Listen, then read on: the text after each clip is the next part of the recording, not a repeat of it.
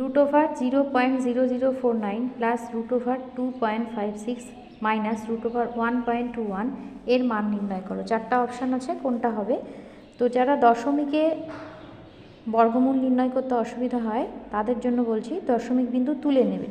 দশমিক বিন্দুটা তুলে নিলে কি হবে, সুবিধা হবে। দেখো এটা একবারে যারা করতে পারবে তাদের এটা বর্গমূল করে 0.07 হবে, কিন্তু যারা পারবে না তাদের ক্ষেত্রে দশমিক বিন্দু তুলে নিয়ে দেখো 49 এই 10,000 হলো, প্লাস এটা হবে 256/100 মাইনাস √121/100।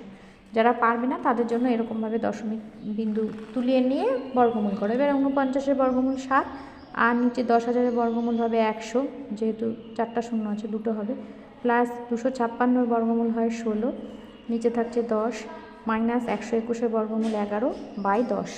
এবার সিম্পল লসাগু 100 হবে, তারপরে যোগ বিয়োগ করে